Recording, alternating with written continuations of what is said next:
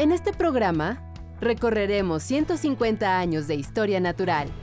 Te llevaremos a conocer el primer museo de México y conoceremos el trabajo de exploradores y aventureros que nos asombran con sus descubrimientos.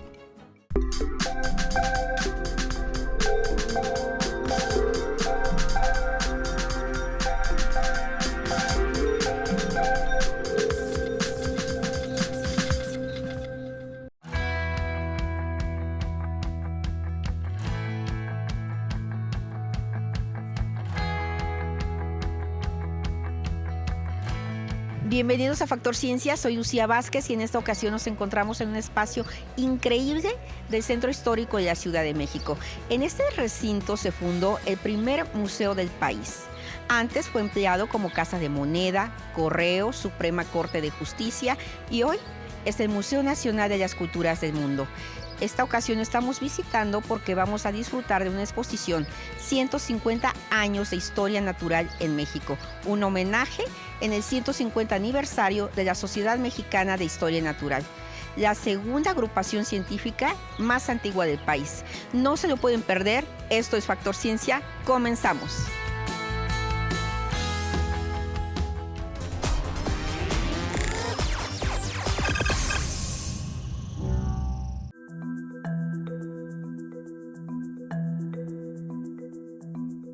Hace 10.000 años, cuando terminó la última edad de hielo, se extinguieron en nuestro país especies que hoy nos parecen fantásticas, como este dientes de sable, cuyos colmillos llegaban a medir hasta 20 centímetros de largo.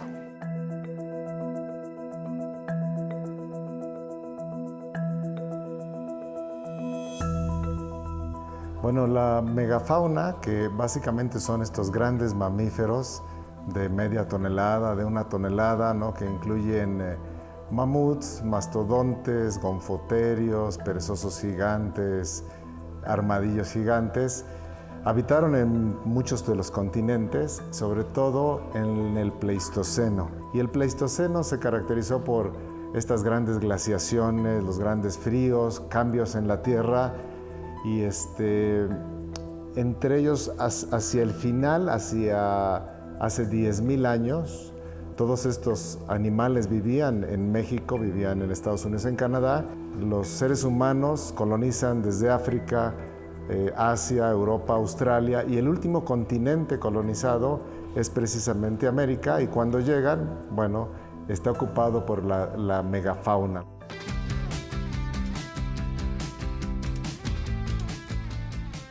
Bueno, hace tiempo conocí a Sergio de la Rosa, un escultor que se dedicaba a recrear la megafauna de México principalmente, y asesorado por un paleontólogo que es Joaquín Arroyo Cabrales, decidimos hacer con la base de datos de Joaquín Arroyo Cabrales todas las especies que estaban en México con sus lugares. Y aquí ven la diversidad, al frente los carnívoros, un par de osos, zorras, el dientes de sable, el león americano. Luego vienen aquí algunos insectívoros como los osos hormigueros, que todavía se encuentran en Argentina, camélidos como el camello y como la llama, ¿no? Y hay una figura humana que nos da la proporción más o menos del tamaño de estos gigantescos animales, ¿no? Eran animales pues muy pesados. Uno de los más pequeños, pues el gliptodonte o armadillo gigante, era como el tamaño de un Volkswagen. Generalmente las especies actuales, que son parientes de las extintas, son especies que se subdividieron en la base del árbol evolutivo. No son la continuación de estas especies, sino son parientes cercanos, y generalmente el parentesco está en la base. Hace mucho tiempo se separó, se abrió, digamos, el árbol evolutivo y hubo el desarrollo de diversas especies, y las que se han ido extinguiendo son las de gran tamaño. Una de las hipótesis de por qué se terminaron, por qué se extinguieron todas estas especies, que son como 80 especies extintas, es precisamente la interacción con el ser humano.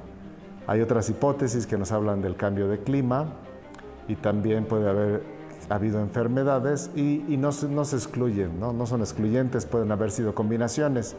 Pero sí es muy posible que el ser humano haya tenido que ver con las extinciones.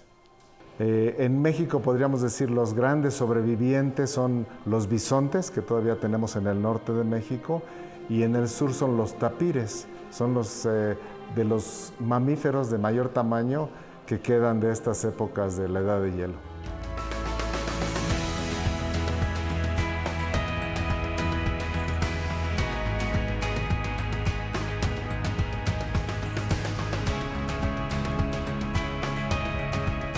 Para hablarnos bien de qué se trata este montaje, tenemos a Octavio Martínez. Él es coordinador del Archivo Histórico del Museo Nacional de las Culturas del Mundo y además curador de la exposición. Bienvenido, Octavio, ¿cómo estás? Bien, muchas gracias. Bienvenidos sean también aquí al museo. Quiero que nos digas cómo defines esta exposición. Dar una idea, una historia sintética de 150 años de la historia natural a través de la Sociedad Mexicana de Historia Natural, que se fundó en 1868. Y otro de los objetivos particulares es acercar a las nuevas generaciones a estos estudios, a estas temáticas naturalistas. Tenemos un primer módulo introductorio que nos habla acerca de qué se trata, ¿no? La exposición, que precisamente ubicamos estos materiales tan diversos de diferentes acervos como el Instituto de Biología de la UNAM, como el propio Museo de las Culturas, Universum, el Museo de la Ballena y Ciencias del Mar y coleccionistas particulares. El segundo módulo nos habla de un poco de la pertinencia de esta exposición en este espacio, en el antiguo Museo Nacional. Y nos da también pauta para introducir a quiénes fueron los miembros de la Sociedad Mexicana de Historia Natural a través de esta ilustración de Curiosos y Comprometidos que desarrolló Conavío. Posteriormente se hace una selección de 9 personajes, 9 naturalistas destacados, donde se exhibe, además de una caricatura con una pequeña síntesis biográfica, objetos relacionados con las disciplinas que ese personaje desarrollaba.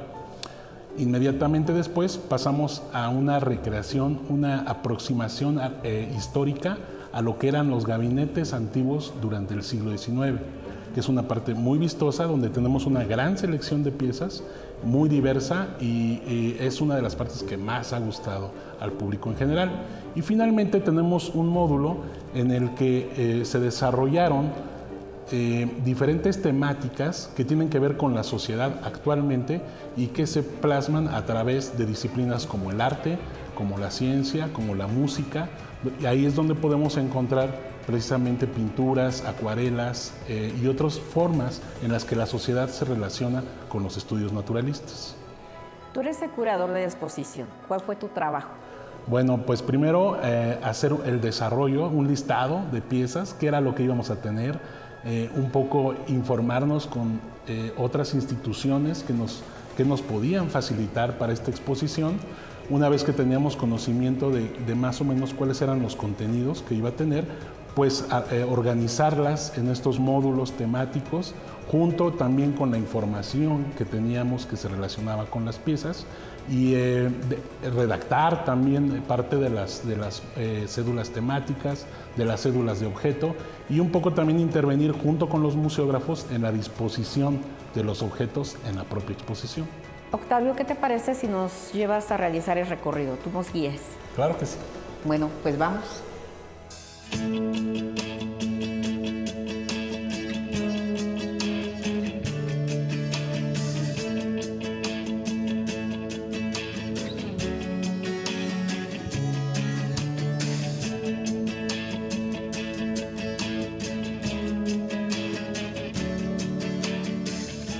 Estamos en un lugar que podemos definir como mágico. Es un lugar lleno de tesoros para un naturalista del siglo XIX. Es una recreación de cómo vivía y el lugar donde trabajaba un naturalista. Octavio, platícanos qué es lo que debemos de ver. Tenemos un escritorio con algunos instrumentos. Platícanos, ¿qué hay ahí?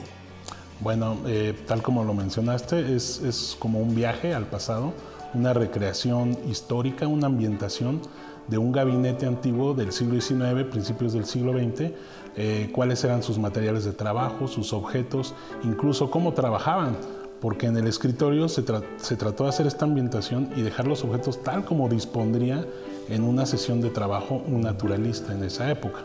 Obviamente tenemos un librero atrás donde están materiales como libros, otro tipo de objetos geológicos y diferentes elementos también como osteológicos, algunos esqueletos, unos cráneos que conforman este escritorio y este gabinete.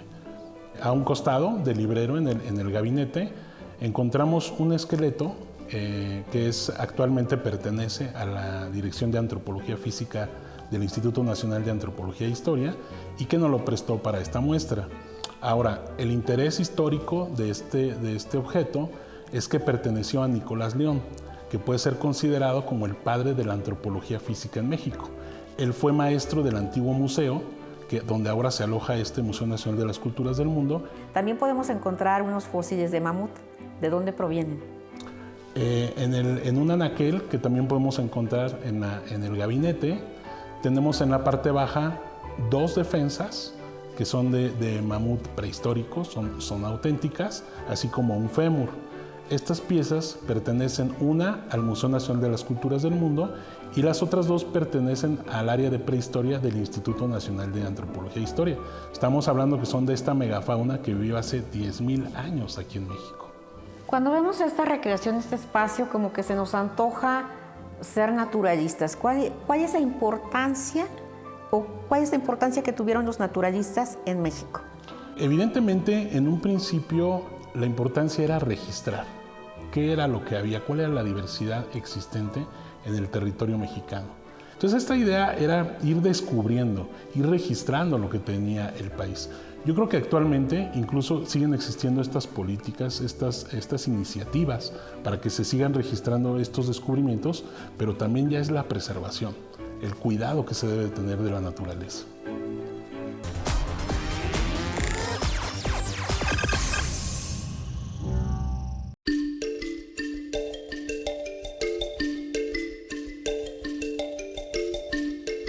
A finales del siglo XVIII, el estudio por la naturaleza vivió una época de esplendor, debido a la aparición de hombres audaces, intrépidos, con gran sentido de aventura. Ellos se dedicaron a viajar y a documentar sus descubrimientos en materia de botánica, zoología, geología. Ellos eran los naturalistas. Aventureros en busca de lo desconocido, cuyo éxito ha sido nadar contracorriente. Son los naturalistas, la otra cara de la ciencia. Uno de ellos fue Alexander von Humboldt, hombre culto con estudios de astronomía, geografía, botánica, zoología y mineralogía. Al heredar la fortuna de su madre, emprendió sus viajes de investigación por Europa, América y Asia Central. En 1803 llegó a Nueva España, entrando por el puerto de Acapulco. El explorador alemán se maravilló con la belleza de paisajes, montañas, lagos y ríos, así como la riqueza mineral y la diversidad de especies de una tierra impresionante. Sus experiencias y descubrimientos quedaron plasmados en sus obras.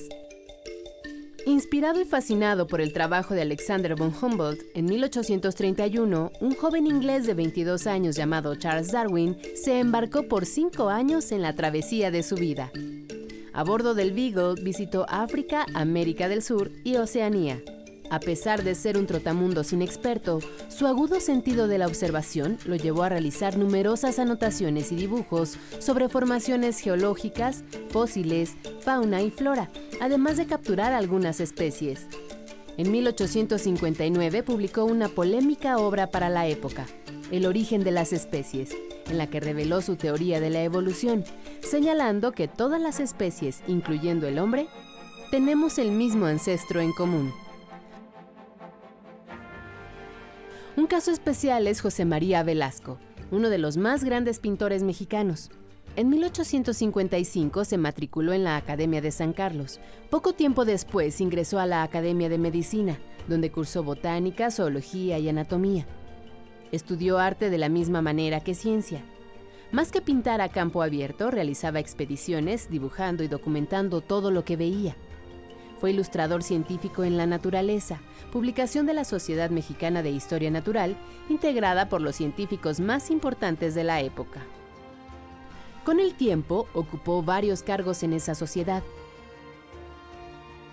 Publicó investigaciones propias, la más famosa, Descripción, metamorfosis y costumbres de una especie nueva del género Siredón, ajolote que después fue nombrado en su honor como Ambystoma velassi.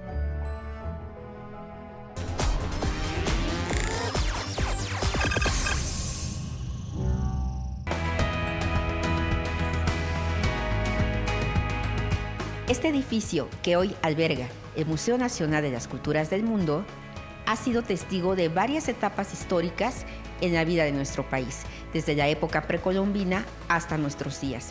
Un dato importante es que justo aquí, en 1868, comenzó a sesionar por primera vez la Sociedad Mexicana de Historia Natural.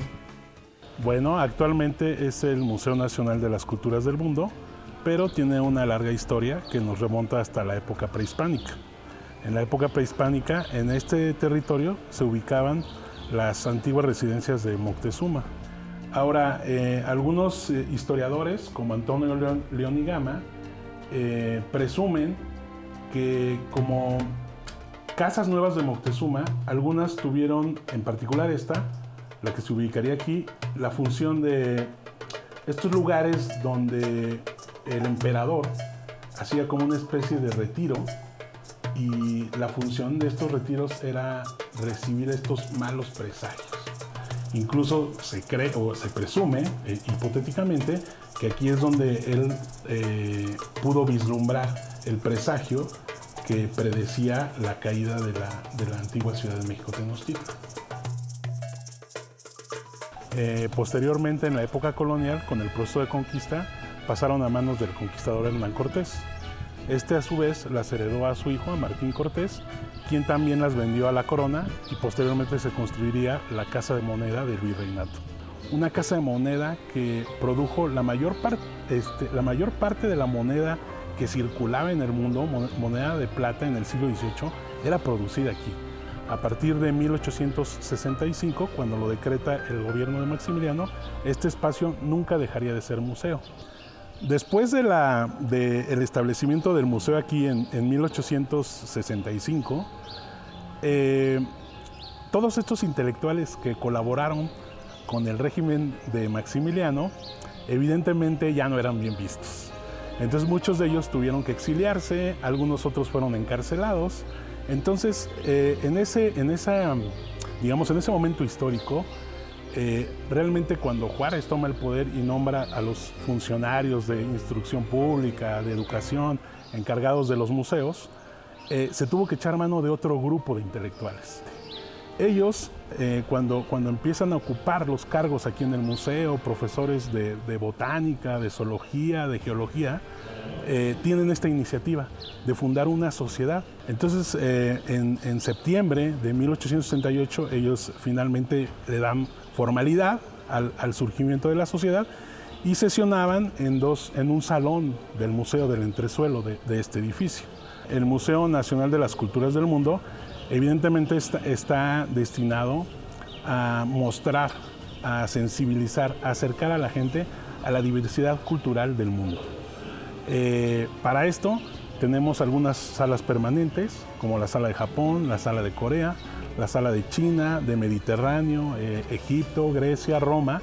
Esas son exposiciones permanentes. Con este espíritu antropológico que tiene la institución, da cabida a una serie de exposiciones temporales que son representativas de cualquier cantidad de manifestaciones culturales en el mundo.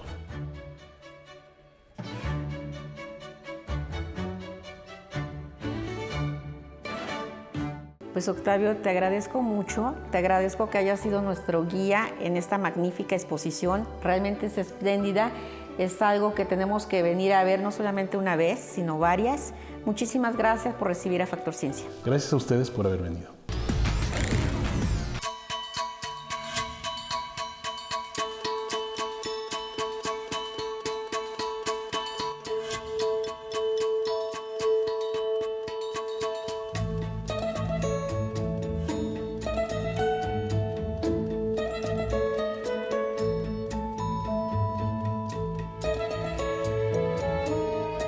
Estoy con Jorge Ricards. Él es presidente de la Sociedad Mexicana de Historia Natural en México.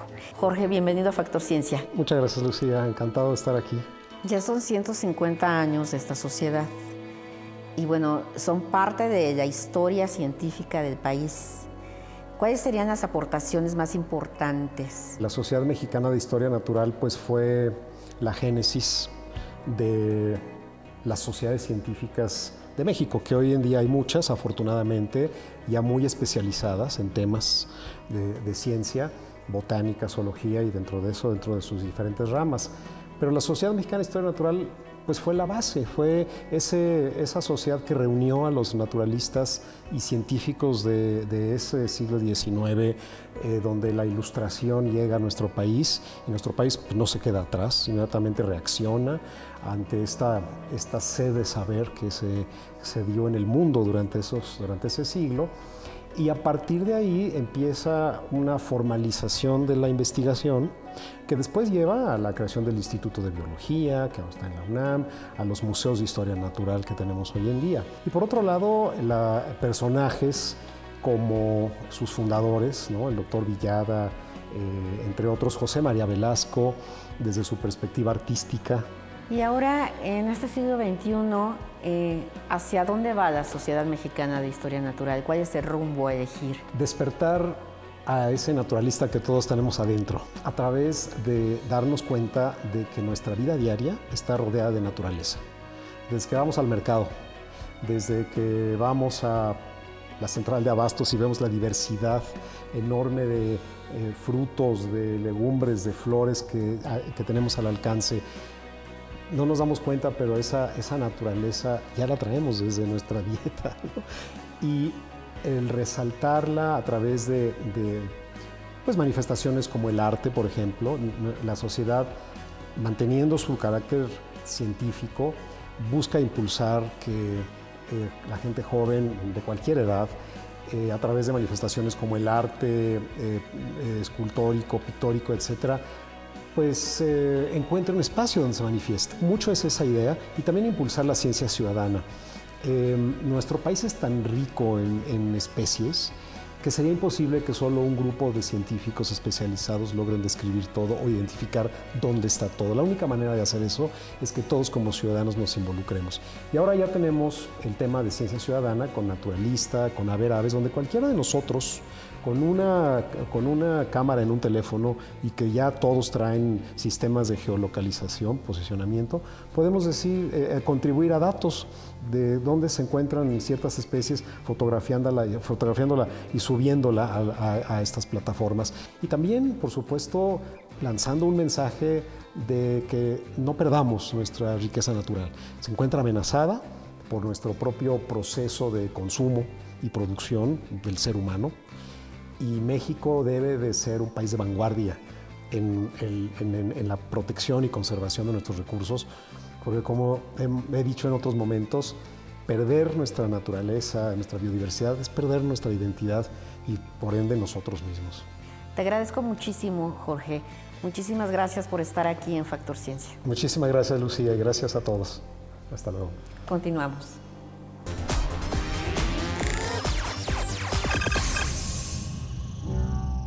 Yo soy Alexis Uriel Urbán y quiero saber qué están haciendo los artistas mexicanos para conjuntar el arte y la ciencia. Mi trabajo está relacionado en el enfoque del vínculo que hay entre arte, ciencia y tecnología a través de la observación de la naturaleza con medios emergentes. Oráculo es una pieza sensible, funge como una plataforma de observación de la naturaleza a través de telemetría, a través de sensores, a través de biometrías. Se trata de la experiencia completa, por lo que se escucha, se siente, se ve, se percibe y sobre todo resuena con las cavidades del cuerpo humano. Lo que vemos en términos estrictamente visuales trata de tres distintos rasgos importantes: telemetrías de especies endémicas y nativas de México, es decir, visualizaciones acerca del comportamiento, por ejemplo, de enjambres de insectos, acerca del comportamiento de resonancia en madera viva de árboles mexicanos, visualizaciones de sonidos subsónicos del océano. Vemos tenemos una parte donde hay una obra fílmica soportada en algo que se conoce como oscilaciones de la naturaleza, y además está combinado con documentos históricos filmados desde originales en el mayor caso de los, o en la mayoría de los casos, donde vemos justamente cuál ha sido el trabajo de los naturalistas, básicamente en el mundo, pero muy enfocados en la parte de especies, insisto, endémicas y nativas de México, desde los últimos 150 años. Al centro de la pieza hay un fragmento de individuo original que es justamente un cráneo que fue localizado en lo que hoy conocemos como Xochimilco, pero hace varios cientos de años. Hay un fragmento que vemos donde observamos protozoarios y escuchamos el sonido que estos protozoarios producen, no inspirado en los protozoarios, sino el sonido que producen si fueran a escala humana. Si el paramecio midiera 2 metros con 30 centímetros, se escucharía exactamente como lo que escuchamos en esta sala a través de Oráculo. Inmediatamente cuando llegamos a la sala, sistemas que están colocados de manera no aparente empiezan a detectar quiénes son las personas que estamos en ese momento en la sala. Con base en eso, los algoritmos de inteligencia artificial generan una biometría de los individuos, generan también un parámetro promediado, y a partir de eso decide la pieza misma qué es lo que va a mostrar en un momento determinado. La primera vez que la presenté, la primera insinuación de Oraculum fue en el 2006. Entonces estamos hablando de un proceso que lleva un poquito más de 12 años funcionando. Se ha presentado en México, se ha presentado en Asia, se ha presentado en Europa, en Norteamérica y Sudamérica, y no es un logro en el sentido de que no es una búsqueda. Trato de, en mis procesos artísticos, estar más bien alerta de lo que emerge de las profundidades del caos y de la incertidumbre, que son materias primas de mi trabajo.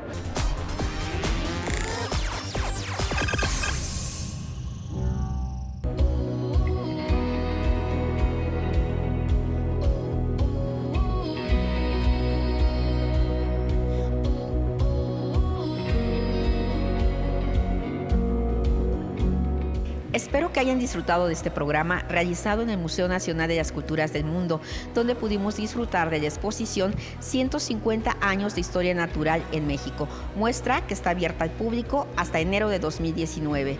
No olviden seguirnos a través de Facebook, Twitter, visitar nuestro portal o descargar cualquiera de nuestros contenidos a través de iTunes. No olviden que nosotros seguimos investigando lo que ocurre en el mundo de la ciencia y la tecnología para llevarlos hasta su pantalla. Yo soy Lucía Vázquez, esto fue Factor Ciencia, hasta la próxima.